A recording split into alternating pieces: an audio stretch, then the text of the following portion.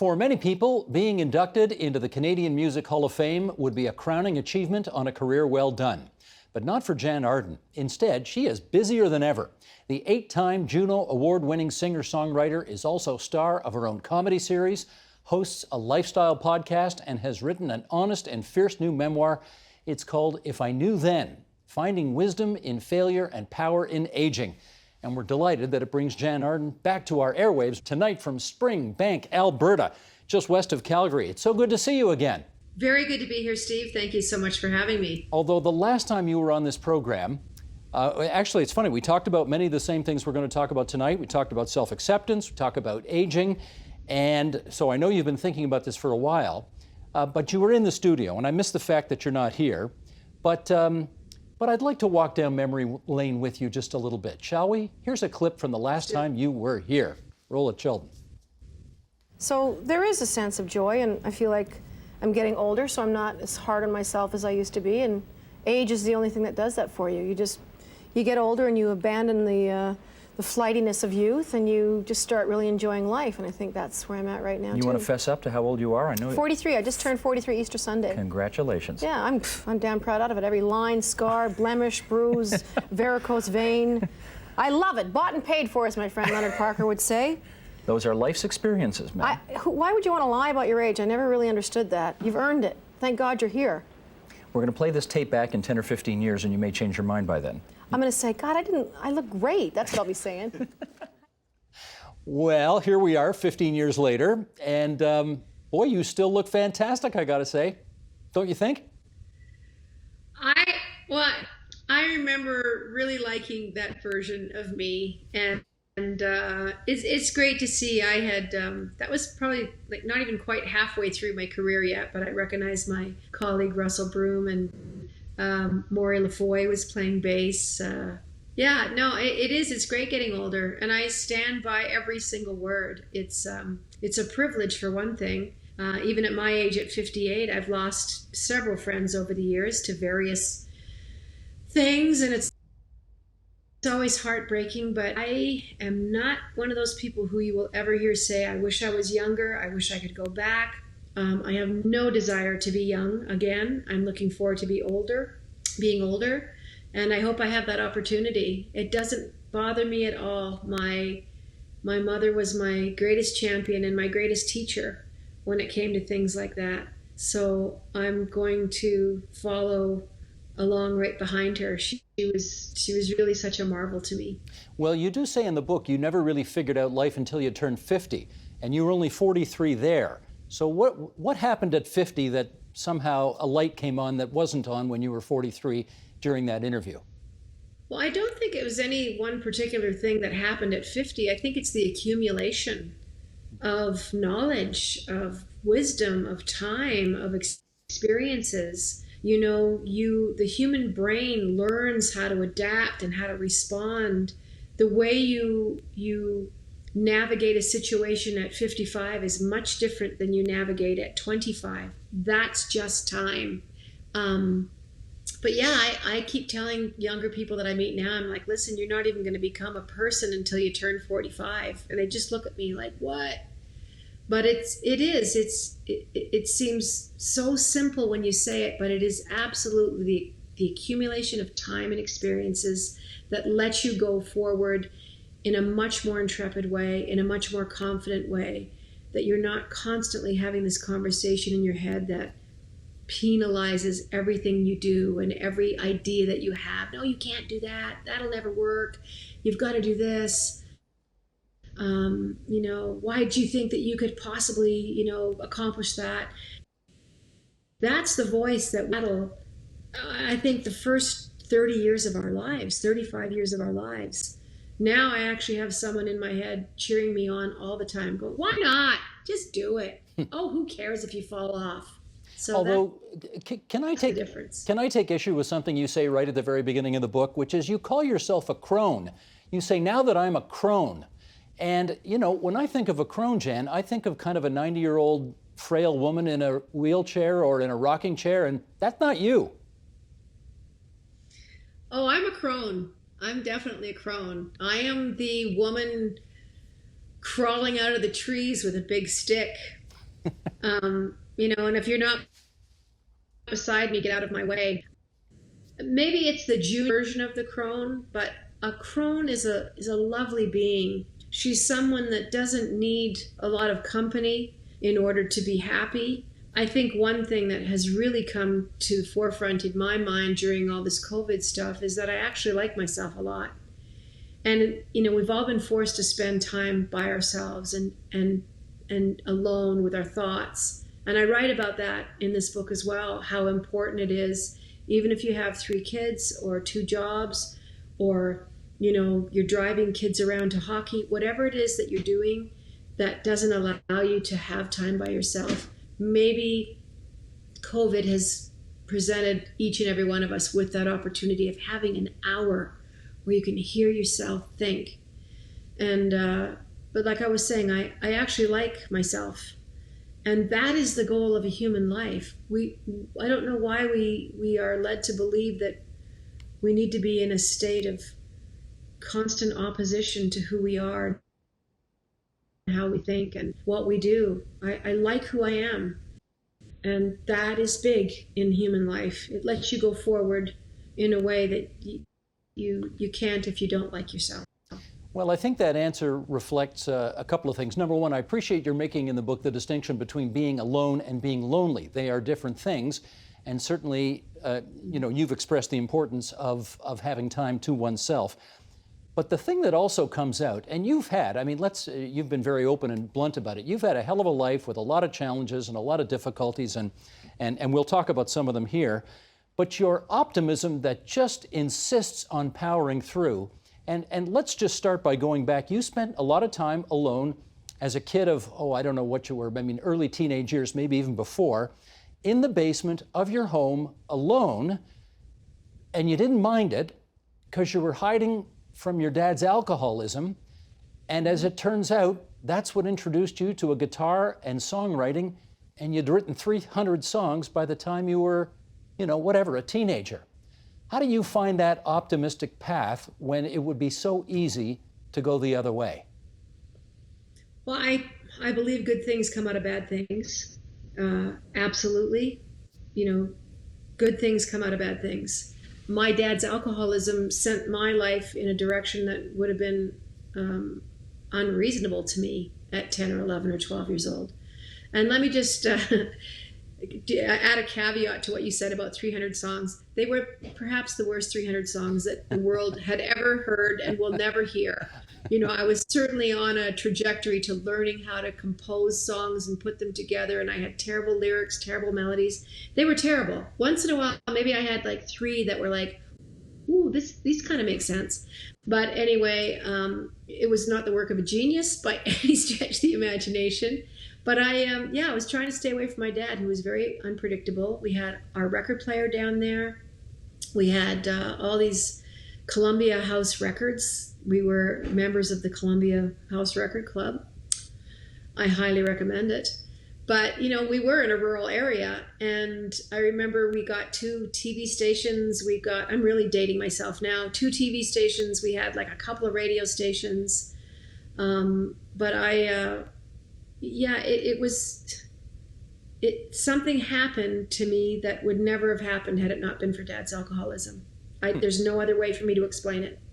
Well, I'll take you a little bit further forward because, and I'd love it if you'd tell this story, if Alan and Jill had not broken up, you might not be the superstar you are today. Explain. Good things come out of bad things. I had been working with a fellow in Calgary named Neil McGonigal for several years, probably 5 years, living in a basement suite, composing songs, making demos, sending them out, constant. At the end of 5 years, it was, we were running out of money, running out of ideas, running out of labels. Last cassette went out to a young fella named Alan Reed. He was 26 years old, looking to sign the next Nirvana. It was the early 90s. Anyway, he put my cassette in his car and listened to it a little bit. Girls singing love songs with an acoustic guitar wasn't really his bag. And he passed. And a couple of days later, his girlfriend, fiance, Jill Schnell, I still see her around, broke up with him. And he was devastated and took a bit of time off, composed himself, went back to work. Excuse me. And guess whose cassette was still in his car? So here's a young man, 26, going through his first heartbreak, gets in his car, turns it on, and the first song that came on was a song called I Just Don't Love You Anymore, which did end up being on my first record. And he pulled his car over because there was no cell phones in those days. And he signed me to a record deal. He said, I don't know if we're ever going to sell a record, but let's do it. He says, I think I understand what it is that you do. I wonder if, I've always wanted to ask you this question. Given that that's how you were discovered and how it all eventually happened, do you ever wonder whether if those two hadn't broken up, that story that you just told never would have happened? Maybe you would not have been discovered, maybe you would not have had the career you've had, or was your talent so obviously there and your drive so obviously there that it wouldn't have happened that way, but it would have happened another way? What do you think? I don't know, Steve. I don't know if I believe that. I don't know if I believe that the outcome would have been me pursuing music.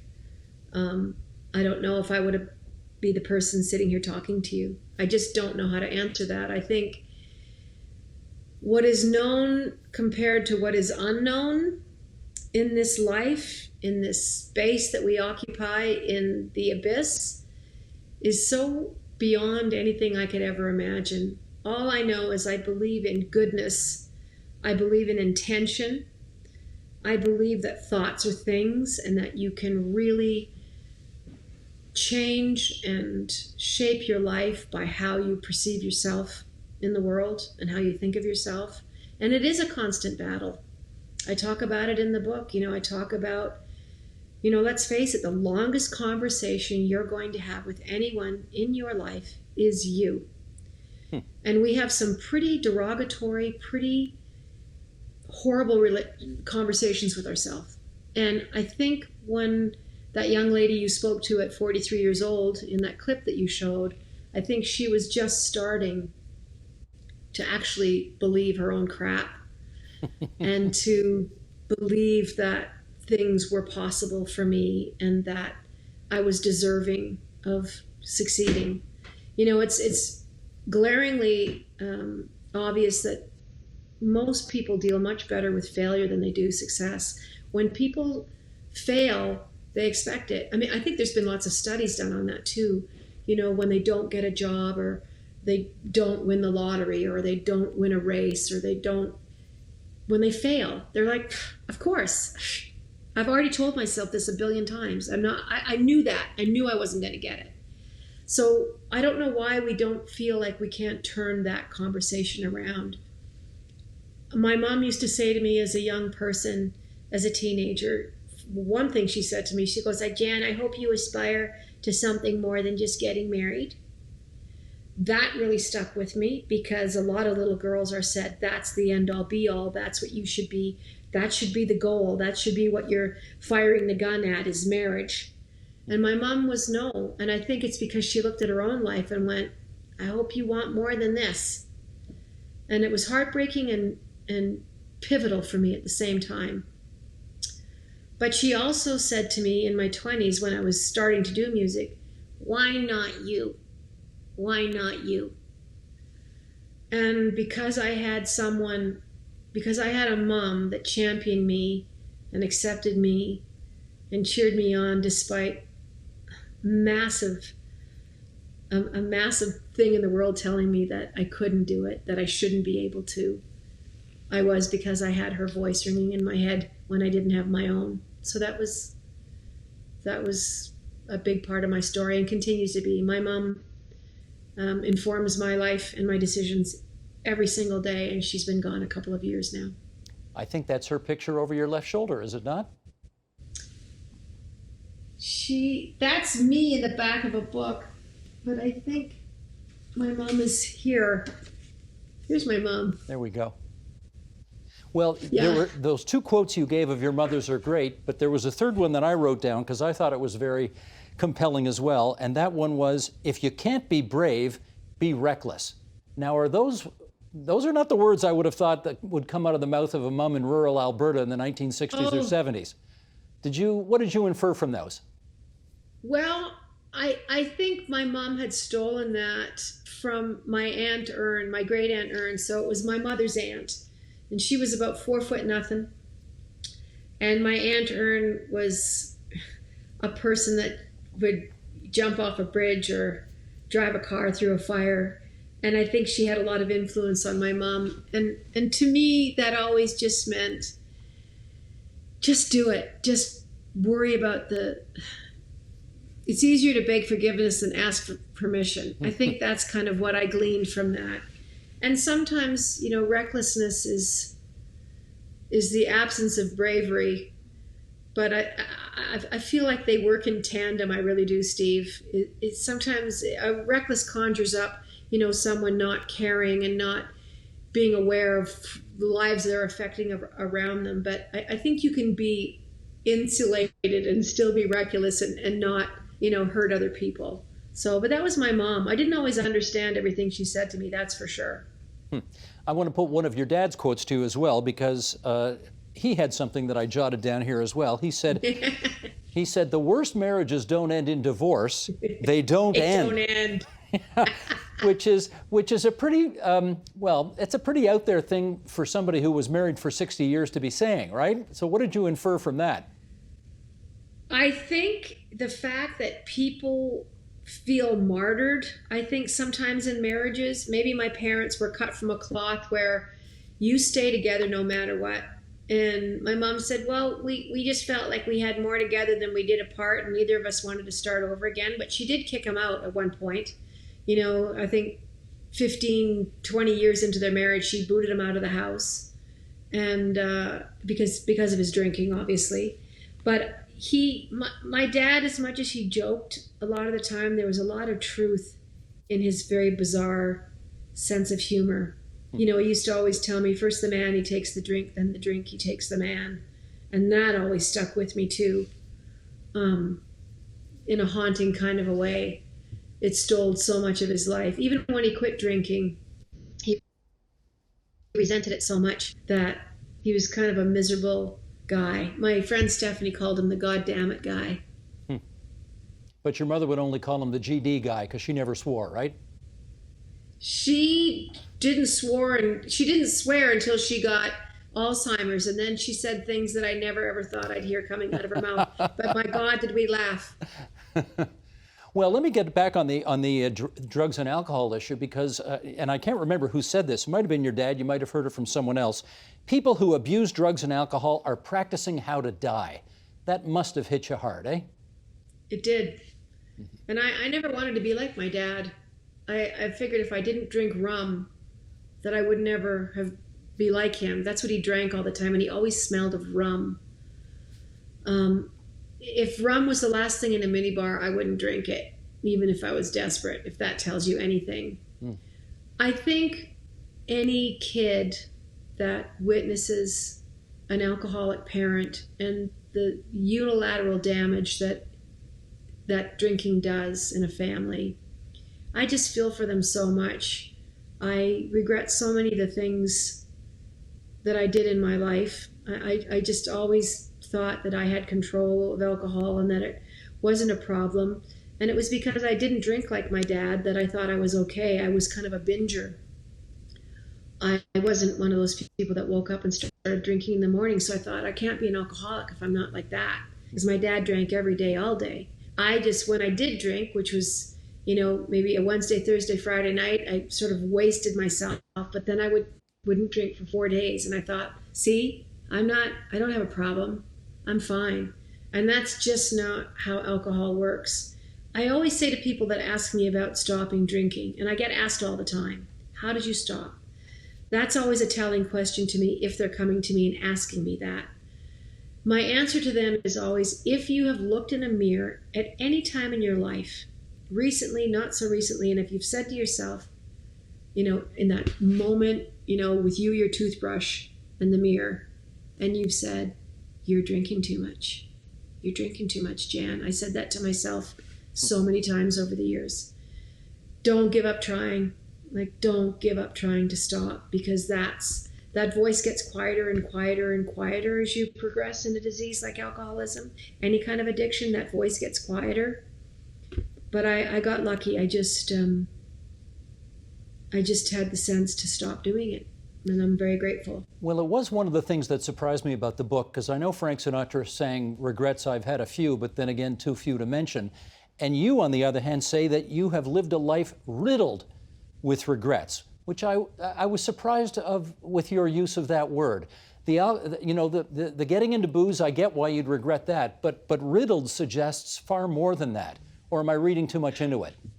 No, I have so many regrets. I've always wondered how people can say that I don't regret anything. I do. I regret a lot of things. You know, having said that, and this seems odd in the same breath, I wouldn't change them.